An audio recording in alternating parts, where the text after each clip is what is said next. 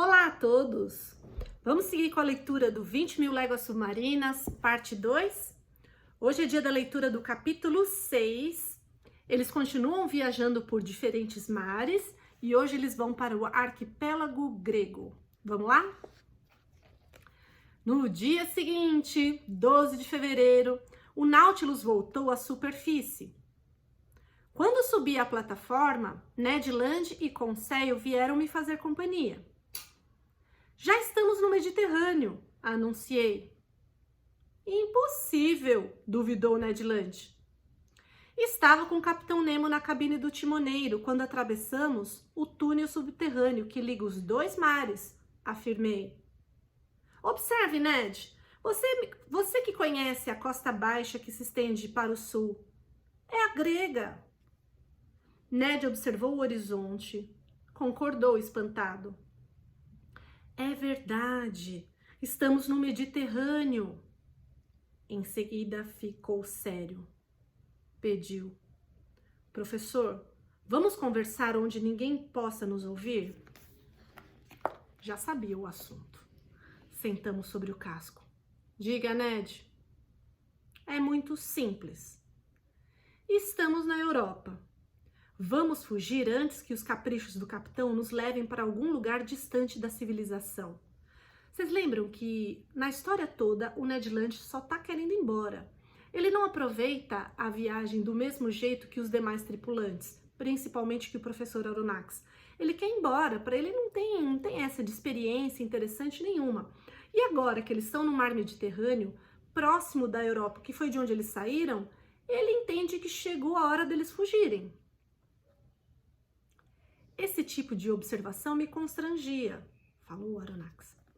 Não queria atrapalhar meus companheiros, mas não tinha a menor vontade de deixar o Nautilus. Graças à viagem, meus conhecimentos aumentaram cada vez mais. Poderia reescrever meu livro sobre o fundo do mar com a maior exatidão. Amigo Ned, seja franco. A viagem está sendo desagradável? O canadense cruzou os braços. Até gosto, professor, mas como terminará? Estou certo de que o Capitão Nemo nos libertará no final, falou Conseil. Não acredito. Também tenho dúvidas, Conseil, disse eu. O capitão quer guardar seus segredos. Não nos deixará livres. Então não há motivo para esperar. Temos que fugir depressa, retrucou Ned Land. Por que não vamos esperar alguns meses? Vamos aproveitar a viagem. Quem sabe daqui a algum tempo estaremos próximos da França ou da Inglaterra, quando será mais fácil encontrar ajuda? O canadense respondeu impaciente. Senhor Aronnax, está se referindo ao futuro. Eu falo do presente. Estamos aqui e temos que aproveitar. Que me diz? Não posso negar que seu argumento é lógico. Por prudência, devemos aproveitar a primeira oportunidade para fugir. Ah, senhor Aronnax, finalmente falou com bom senso. Mas é preciso que seja uma excelente oportunidade. Não podemos correr o risco de algo dar errado. Se tudo isso ocorrer, nunca mais teremos outra oportunidade. O capitão não nos perdoará. Está certo. Mas se aparecer alguma ocasião favorável, seja agora, seja daqui a um bom tempo, vamos aproveitá-la. E o que considera uma boa oportunidade, Ned? Seria quando, em uma noite escura, o Nautilus se aproximasse de uma costa europeia. Poderemos pegar o barco se estivermos na superfície ou fugir a nado. Vamos ficar de olho, Ned, mas não se esqueça. Uma só tentativa fracassada e estaremos perdidos para sempre. Sim, senhor Aronnax. Mas agora quer saber o que eu penso do seu projeto? Sem dúvida. Não teremos chance de fugir. O Capitão Nemo tomará todas as precauções, principalmente na costa europeia. Penso mesmo, falou Ned Land. Falou Conseil. É o que vamos ver, teimou Ned Land. Agora, Ned Land, tem uma palavra sobre tudo isso?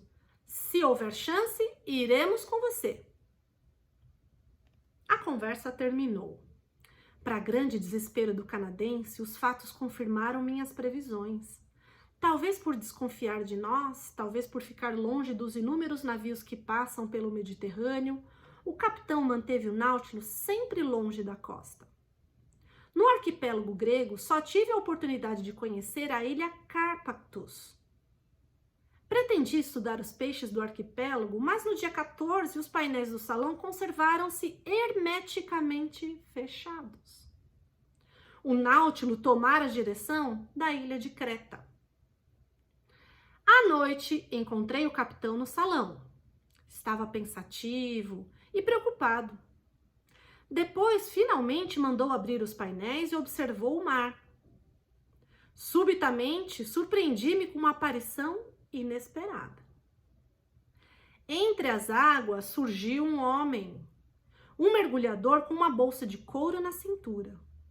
Nadava com força, às vezes desaparecia para respirar na superfície e voltava a mergulhar. Exclamei emocionado: "Um náufrago! Precisamos salvá-lo!" O homem colou a face no vidro. Para minha surpresa, o capitão Nemo lhe fez um sinal. O mergulhador respondeu com a mão, voltou para a superfície e não apareceu mais.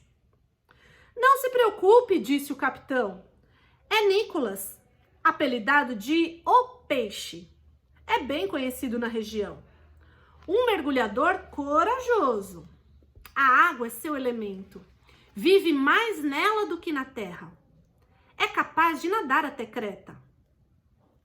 Após falar, foi até um móvel. Abriu-o. Dentro havia uma espécie de cofre. Na tampa viu uma placa de cobre com a palavra Nautilus e o emblema Mobilis in Mobile. Sem se preocupar com a minha presença, ele o abriu. Estava repleto de barras de ouro. Contou os lingotes. Voltou a fechá-lo. Na tampa escreveu um endereço. Pelo que vi, em grego moderno. Apertou um botão para chamar os tripulantes. Vieram 4 homens.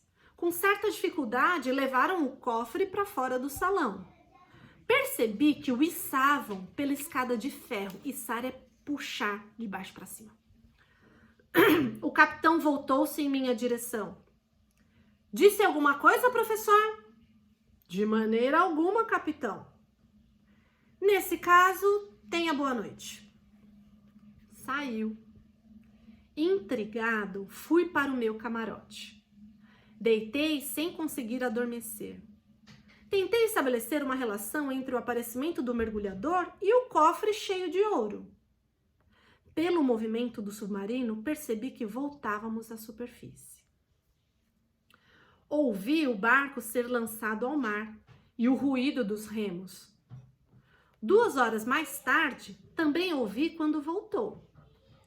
Depois, submergimos. O cofre fora levado a algum lugar. Para onde? Principalmente, para quem? No dia seguinte, contei tudo a Ned Land e a Conseil. Ambos ficaram muito surpresos. De onde virá tamanha fortuna? Quis saber o arpoador. Não havia resposta possível. Voltei para o salão. Passei o dia redigindo minhas anotações sobre a viagem. De repente, comecei a sentir um grande calor. Era incompreensível. Estávamos no fundo do mar, a uma profundidade impossível de ser atingida pelo calor atmosférico. Continuei meu trabalho. A elevação da temperatura se tornou intolerável. Será um incêndio? Preocupei-me. O capitão Nemo entrou. 42 graus, comentou. O que está acontecendo? Navegamos em uma corrente de água fervente. Será possível? Veja por si mesmo, professor. Os painéis se abriram. O mar estava completamente branco devido aos vapores sulfurosos. A água fervia. Encostei a mão no vidro, mas o calor era tal que atirei imediatamente. Onde estamos? Junto da ilha de Santorini, professor. Quis que o senhor assistisse a uma erupção submarina. Capitão, em uma erupção pode até surgir uma ilha. Nada está terminado nas zonas vulcânicas, respondeu o Capitão Nemo. O globo sempre está sendo trabalhado pelos vulcões subterrâneos. Segundo um antigo historiador, no ano 19 da nossa era, uma nova ilha chamada Theia, a Divina, emergiu das águas. Depois desapareceu sob as ondas. Voltou a surgir nos anos 69, depois afundou para sempre. O trabalho dos vulcões pareceu encerrado, mas em 1866, uma ilhota chamada de Ilha de Jorge emergiu no meio de vapores sulfurosos. 7 dias depois, surgiu uma outra ilhota, a Afoesa. Finalmente apareceu mais outra, a Reca. Todas se juntaram formando uma grande ilha, que existe até hoje. O calor era insuportável. Sentia-me em chamas. Capitão, não sei quanto tempo mais vou suportar nessa água fervente. Impassível, ou seja, sem se abalar, o Capitão Nemo deu uma ordem. O Nautilus mudou de direção. 15 minutos depois, respirávamos a superfície das ondas. Se Ned tivesse resolvido fugir agora, não teríamos saído vivos do Mar dos Fogos, do Mar de Fogo, refleti, por causa das águas quentes. No dia seguinte, abandonamos o arquipélago grego. Ufa! Imaginem só, passar por águas quentes em temperaturas muito elevadas poderia fazer com que eles morressem na tentativa de sair do Nautilus. Corriam muito perigo se aquele fosse o momento escolhido para fuga, né? Capítulo 7, Alta Velocidade.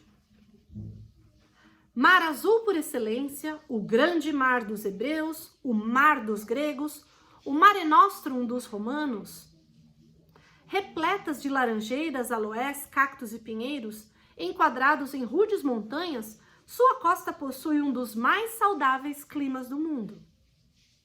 Mas só pude apreciar o Mediterrâneo rapidamente, tal a velocidade com que atravessamos. Também não pude me aproveitar dos conhecimentos do Capitão Nemo. Esse homem misterioso não apareceu nem mais uma vez durante o trajeto. Calculo que o Nautilus percorreu 600 léguas em 2 dias. Partimos em 16 de fevereiro da Grécia e em 18 de fevereiro tínhamos atravessado o Estreito de Gibraltar. Olha lá a nota 79. Localizado no extremo oeste do Mediterrâneo, o Estreito de Gibraltar é a sua ligação natural com o Atlântico. Ao norte do estreito está Gibraltar, território do Reino Unido cuja posse é reclamada pela Espanha. Ao sul do estreito está Ceuta, um enclave espanhol em território marroquino. O estreito mede 13 quilômetros de largura e tem cerca de 300 metros de profundidade. É de vital importância econômica, militar, geopolítica para a Europa. Por isso que o Reino Unido não cede Gibraltar para a Espanha, pois desse modo o país ibérico teria a soberania e o controle dos 2 lados do estreito mais importante do mundo. Quem controla o estreito controla a passagem de navios, a ligação entre ambos os territórios. Gibraltar sempre foi, historicamente, um lugar muito desejado. E eles estão passando exatamente nesse ponto. Era evidente que o Mediterrâneo desagradava o Capitão Nemo.